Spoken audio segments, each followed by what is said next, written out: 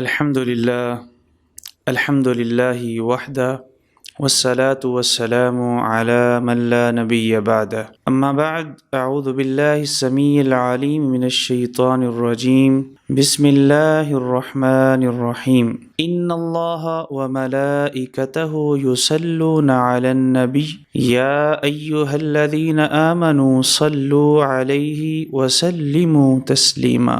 اگر کوئی شخص مجھ سے سوال کرے کہ کائنات کے اندر آپ کی سب سے محبوب شخصیت کون سی ہے، تو اس سوال کا جواب یقیناً یہی ہوگا کہ اللہ سبحانہ و تعالیٰ کے آخری پیغمبر خاتم النبیین جناب محمد صلی اللہ علیہ وآلہ وسلم۔ اور یہی جواب ہر مسلمان کا ہونا چاہیے، کیونکہ رسول مقدس و معظم صلی اللہ علیہ وسلم نے ارشاد فرمایا: لا یؤمن احدکم حتی اکون احب الیہ من والدہ وولدہ والناس اجمعین، کہ کوئی شخص اس وقت تک کامل مومن نہیں ہو سکتا جب تک میں اس کے نزدیک اس کے والدین سے، اس کی اولاد سے اور تمام لوگوں سے زیادہ محبوب نہ ہو جاؤں۔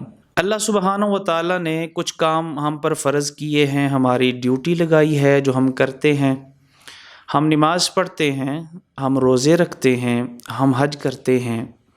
یہ وہ کام ہیں جو ہم کرتے ہیں۔ اللہ سبحانہ و تعالیٰ کو ان کاموں کی حاجت اور ضرورت نہیں ہے کہ وہ یہ کام کرے۔ اور کچھ کام ایسے ہیں جو اللہ کی طاقت میں ہیں، اللہ کے اختیار میں ہیں، اور کسی انسان کے بس میں نہیں کہ وہ کام کر سکے جو اللہ سبحانہ و تعالیٰ اکیلے فرماتے ہیں۔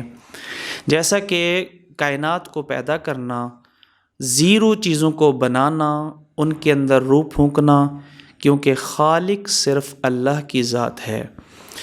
اور اسی طرح پوری کائنات کو جتنے بھی حیوانات ہیں جن کے اندر روح ہے، جن کو خوراک کی ضرورت ہے، اللہ سبحانہ و تعالیٰ سب کو خوراک دینے والے ہیں اور سب کی خوراک کا انتظام کرنے والے ہیں۔ لیکن ایک کام ایسا بھی ہے جو اللہ سبحانہ و تعالیٰ خود کرتے ہیں، اللہ کے فرشتے کرتے ہیں، اور اللہ سبحانہ و تعالیٰ نے مومنوں سے بھی مطالبہ کیا ہے: اے مومنو تم بھی یہ کام کرو۔ آئیے دیکھتے ہیں وہ عظیم عمل کون سا ہے جو عمل اللہ آسمانوں پر، آسمانوں سے اوپر، اور اللہ کے فرشتے اللہ کے ساتھ مل کر کے وہ کام کرتے ہیں، اور جس کام کا مطالبہ اور جس کام کی ڈیوٹی، جس کام کا فریضہ مسلمانوں پر عائد کیا گیا ہے، وہ کون سا کام ہے؟ دوستو، وہ کام نبی پاک صلی اللہ علیہ وآلہ وسلم پر درود پڑھنا ہے، آپ پر سلام بھیجنا ہے۔ اندازہ لگائیں کہ وہ عمل جس کو ہم معمولی نیکی سمجھتے ہیں، معمولی عمل سمجھتے ہیں، یہ عمل اتنا عظیم عمل ہے کہ اللہ سبحانہ و تعالیٰ خود یہ عمل سر انجام دیتے ہیں۔ چنانچہ سورہ احزاب میں اللہ سبحانہ و تعالیٰ ارشاد فرماتے ہیں: ان اللہ وملائکتہ یصلون علی النبی، بے شک اللہ سبحانہ و تعالیٰ اور اس کے فرشتے نبی پاک صلی اللہ علیہ وآلہ وسلم پر درود بھیجتے ہیں۔ یا ایھا الذین آمنوا، اے ایمان والو، صلو علیہ وسلموا تسلیما، نبی پاک صلی اللہ علیہ وسلم پر درود و سلام پڑھو۔ تو یہ مسلمانوں پر اللہ نے ڈیوٹی عائد کی ہے، اور یہ درود کتنا لازم ہے۔ حضرت کعب بن عجرہ رضی اللہ تعالی عنہ، ایک تابعی اپنے شاگرد عبد الرحمن بن ابی لیلہ کو فرماتے ہیں: کیا میں تجھے ایسا ہدیہ پیش نہ کروں جو ہدیہ رسول اللہ صلی اللہ علیہ وسلم سے ہم نے حاصل کیا؟ الا اہدی لک ہدیہ، جی ضرور ہدیہ دیں، ضرور تحفہ پیش کریں۔ تو حضرت کعب رضی اللہ تعالی عنہ نے فرمایا کہ ہم نے نبی پاک صلی اللہ علیہ وسلم سے سوال کیا: اے نبی پاک صلی اللہ علیہ وسلم، ہم نے سلام کا طریقہ تو جان لیا کہ نماز کے اندر آپ پر سلام کیسے بھیجنا ہے، التحیات، اس کے اندر نبی پاک صلی اللہ علیہ وسلم پر سلام کا نذرانہ پیش کیا جاتا ہے۔ ہم یہ جاننا چاہتے ہیں کہ ہم آپ پر صلات کیسے بھیجیں، درود کیسے بھیجیں، کیونکہ اللہ کا حکم صلات اور سلام، اللہ اکبر، دونوں کا ہے۔ تو اس پر ہم عمل کیسے کریں؟ تو نبی پاک صلی اللہ علیہ وآلہ وسلم نے خود درود سکھایا، جس کو ہم آج درود ابراہیمی کہتے ہیں، جس کو ہر مسلمان اپنی ہر نماز کے اندر اور ہر تشہد کے اندر، خاص طور پہ آخری تشہد کے اندر مسلمان جو ہے جس کو پڑھتا ہے۔ تو یہ درود ہے جس کے الفاظ نبی پاک صلی اللہ علیہ وآلہ وسلم نے ہمیں سکھائے ہیں۔ دوستو، درود پڑھنے کی بہت زیادہ فضیلت ہے۔ جیسا کہ میں نے اشارہ کیا کہ یہ وہ عمل ہے جو اللہ سبحانہ و تعالیٰ کے فرشتے اور خود اللہ پاک سبحانہ و تعالیٰ بھی یہ عمل سر انجام دیتے ہیں۔ اور جو بندہ، جو مسلمان اللہ کے حکم پہ عمل کرتے ہوئے درود پڑھتا ہے، سلام نبی پاک صلی اللہ علیہ وسلم پر بھیجتا ہے، تو اللہ کی طرف سے کیا انعام اور اکرام اس کو حاصل ہوتا ہے۔ ایک حدیث کے مطابق اللہ سبحانہ و تعالیٰ جو ایک بار درود پڑھتا ہے، اللہ اس پر رحمتیں نازل فرماتے ہیں، اللہ اس کو 10 نیکیاں دیتے ہیں، اللہ اس کے 10 گناہ معاف فرما دیتے ہیں، اور اللہ سبحانہ و تعالیٰ اس کے 10 درجے بلند کر دیتے ہیں۔ اور نبی پاک صلی اللہ علیہ وآلہ وسلم نے ارشاد فرمایا، اول الناس بی یوم القیامت اکثرہم علی صلاۃ، قیامت کے دن میرے سب سے زیادہ کلوز، میرے سب سے زیادہ نزدیک وہ شخص ہوگا جو دنیا کے اندر مجھ پر سب سے زیادہ درود پڑھتا ہے۔ اللہ اکبر! درود پڑھنے سے نبی پاک صلی اللہ علیہ وآلہ وسلم کی قربت نصیب ہوگی، آپ کا پڑوس نصیب ہوگا، آپ کی رفاقت نصیب ہوگی، کیونکہ درود پڑھنا یہ محبت کی نشانی ہے۔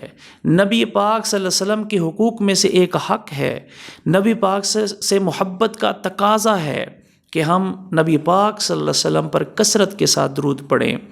اور ایک روایت کے اندر آتا ہے، نبی پاک صلی اللہ علیہ وآلہ وسلم سے جب ایک صحابی نے سوال کیا کہ میں کس قدر آپ پر درود پڑھوں، تو اس صحابی کے سوال پر آپ نے فرمایا کہ تم جتنا زیادہ اس میں اضافہ کر لو گے اتنا ہی زیادہ تمہارے لیے بہتر ہے۔ میں حدیث کا خلاصہ پیش کر رہا ہوں۔ تو اس صحابی نے کہا کہ میں حضور آپ پر درود ہی پڑھتا رہوں گا۔ آپ نے اس کی اس خواہش اور اس کے اس عمل پر اس کو 2 خوشخبریاں سنائیں۔ آپ نے فرمایا، اذن تکفی ہمک و یغفر لک ذنبک، تب تیرے غم اللہ سبحانہ و تعالیٰ دور کر دیں گے اور اللہ تعالیٰ تیرے گناہوں کو معاف فرما دیں گے۔ اور جو بندہ درود پڑھتا ہے اس کو یہ بھی فضیلت حاصل ہوتی ہے کہ اس کے لیے اللہ کے نورانی ملائکہ دعا کرتے ہیں۔ نبی پاک صلی اللہ علیہ وسلم نے ارشاد فرمایا، جو بندہ مجھ پر درود پڑھتا ہے تو جب تک وہ پڑھتا رہتا ہے فرشتے اس کے لیے دعا کرتے رہتے ہیں۔ اور ایک اور حدیث میں نبی پاک صلی اللہ علیہ وآلہ وسلم نے ارشاد فرمایا، من صلی علی حین یصبح عشرا وحین یمسی عشرا، جو بندہ صبح کے وقت 10 بار درود پڑھتا ہے اور شام کے وقت بھی 10 بار درود پڑھتا ہے، تو احلت لہ شفاعتی، یہ ادرکت ہو شفاعتی یوم القیامہ، کل قیامت کے دن اس نے میری شفاعت اپنے لیے پکی کر لی۔ سبحان اللہ! کس قدر فضیلت ہے کہ کل قیامت کے دن جب انتہائی کلوز رشتہ داریاں ختم ہو جائیں گی، کوئی کسی کے کام نہیں آئے گا، کوئی کسی کی بات سننے کے لیے تیار نہیں ہوگا، نبی پاک صلی اللہ علیہ وآلہ وسلم اپنے اس امتی کے لیے سفارش فرمائیں گے جو امتی کم سے کم 10 بار صبح کے وقت اور 10 بار شام کے وقت درود بھیجتا ہے۔ اور اگر کوئی شخص اس کے اندر سستی کرتا ہے اس کے لیے کیا وعید ہے؟ حدیث کے اندر مختلف الفاظ آئے ہیں اس شخص کے لیے جس کے سامنے نبی پاک صلی اللہ علیہ وسلم کا نام لیا جائے اور وہ آپ پر درود نہ پڑے۔ ایک روایت میں ہے، رغم انف رجل، وہ شخص کا ناک خاک آلود ہو، وہ شخص ذلیل ہو جائے، وہ شخص خوار ہو جائے جس کے سامنے میرا نام لیا جائے اور وہ مجھ پر درود نہ پڑے۔ اور ایک روایت میں ہے کہ فَأَبْعَدَهُ اللَّهُ، اللہ اس کو اپنی رحمت سے دور کرے۔ ایسا بندہ اللہ کی رحمت سے دور ہو جائے جس کے سامنے میرا تذکرہ ہو اور وہ مجھ پر درود نہ پڑے۔ اور ایک روایت کے اندر شقی عبد، نبی پاک صلی اللہ علیہ وسلم نے ارشاد فرمایا وہ بندہ بدبخت ہے، قسمت کا مارا ہے جو میرا نام سنے لیکن مجھ پر درود نہ پڑے۔ اللہ کے فرشتے نے بد دعا کی، نبی پاک صلی اللہ علیہ وسلم نے اس شخص کے لیے جس کے لیے فرشتے نے بد دعا کی کہ جو بندہ نبی پاک صلی اللہ علیہ وسلم کا نام سن کر اللہ کے نبی پر درود نہیں پڑتا تو اللہ تعالیٰ اس کو اپنی رحمت سے دور کرے، نبی پاک صلی اللہ علیہ وسلم نے اس پر آمین کہی۔ اندازہ لگائیں کہ وہ دعا جو فرشتہ کر رہا ہے اور وہ دعا جس پر نبی پاک صلی اللہ علیہ وسلم کی آمین ہے، اس دعا کی قبولیت کے تو امکانات بہت بڑھ چکے ہیں۔ اور نبی پاک صلی اللہ علیہ وسلم نے ارشاد فرمایا وہ شخص البخیل الذی ذکرت عندہ ولم یصلی علی، جس کے سامنے میرا نام لیا جائے اور وہ مجھ پر درود نہ پڑے تو ایسا شخص بخیل ہے، کنجوس ہے۔ ایک روایت کے اندر ابخل الناس بھی نبی پاک صلی اللہ علیہ وسلم نے ارشاد فرمایا کہ صرف کنجوس نہیں، تمام لوگوں سے زیادہ کنجوس اور وہ بخیل ہے جس کے سامنے میرا نام لیا جائے اور وہ مجھ پر درود نہ پڑے۔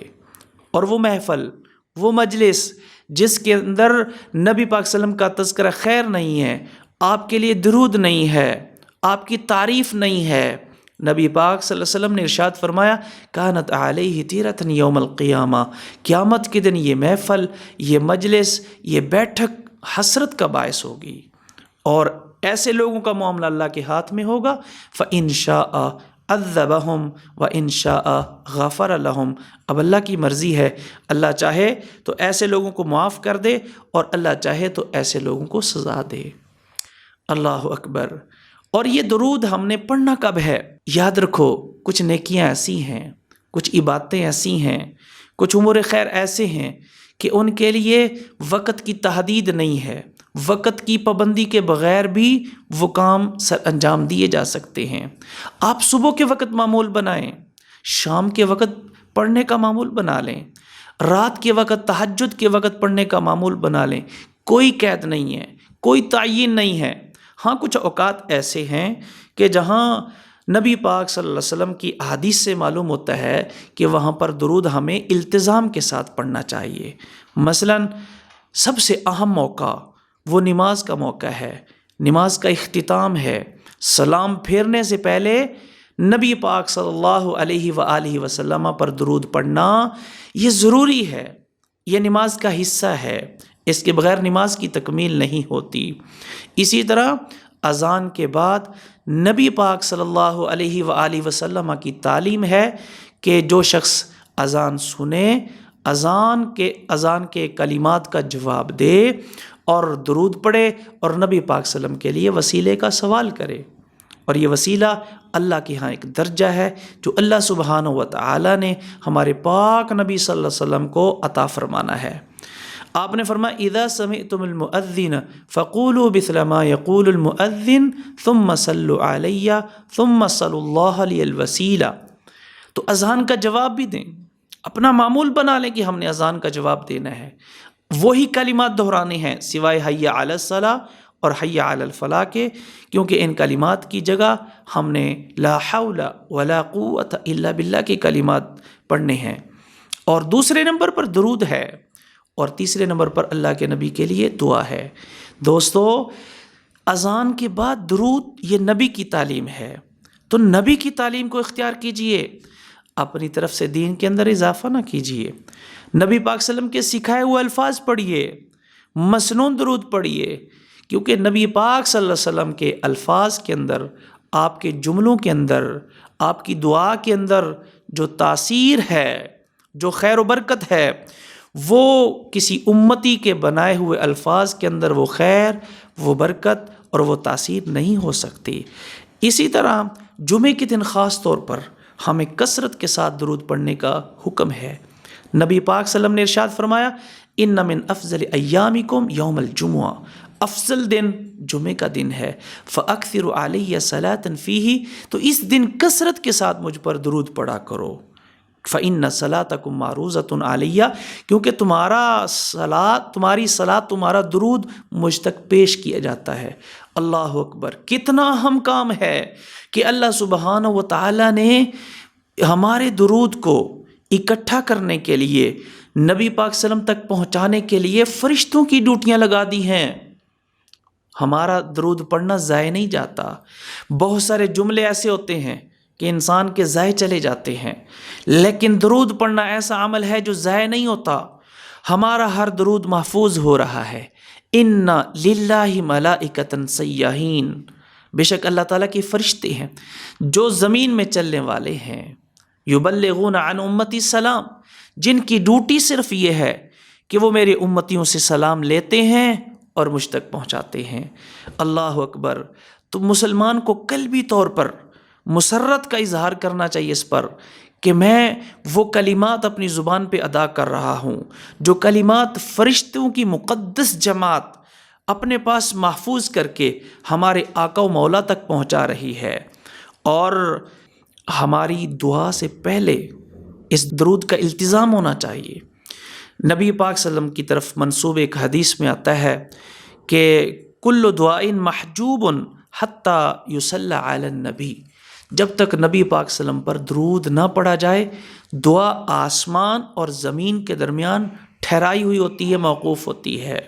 چنانچہ اس طرح کے الفاظ حضرت عمر فاروق رضی اللہ تعالی عنہ سے بھی مروی ہیں۔ جامع ترمذی کے اندر ان کے الفاظ آتے ہیں کہ کل دعاء موقوف بین السماء والارض، کہ ہر وہ دعا جس دعا سے پہلے درود نہیں پڑھا گیا وہ دعا آسمان اور زمین کے درمیان موقوف ہوتی ہے، آسمانوں پر وہ پرواز نہیں کرتی، اللہ کے ہاں وہ دعا شرف قبولیت حاصل نہیں کرتی۔ اسی طرح ان اوقات میں سے ایک وقت جہاں ہمیں کثرت سے درود پڑھنا چاہیے، ہمیں پابندی کرنی چاہیے، ان میں سے صبح و شام ہے۔ جس طرح کہ میں نے یہ فضیلت بیان کی ہے کہ نبی پاک صلی اللہ علیہ وسلم نے ارشاد فرمایا جو بندہ صبح کے وقت 10 بار درود پڑھتا ہے اور شام کے وقت 10 بار درود پڑھتا ہے تو اللہ سبحانہ و تعالی نے اس کے لیے شفاعت کو لازم کر دیا ہے۔ اللہ کے نبی صلی اللہ علیہ وسلم کی سفارش اور شفاعت اس کے حق میں واجب ہو جاتی ہے۔ اسی طرح جب بھی نام نبی پاک صلی اللہ علیہ وسلم کا نام لیں یا آپ کا نام سنیں یا آپ کا نام تحریر کریں تو ہمیں چاہیے کہ ہم اپنی زبان سے درود پڑھنے کا التزام کریں اور لکھنے میں درود کا التزام کریں۔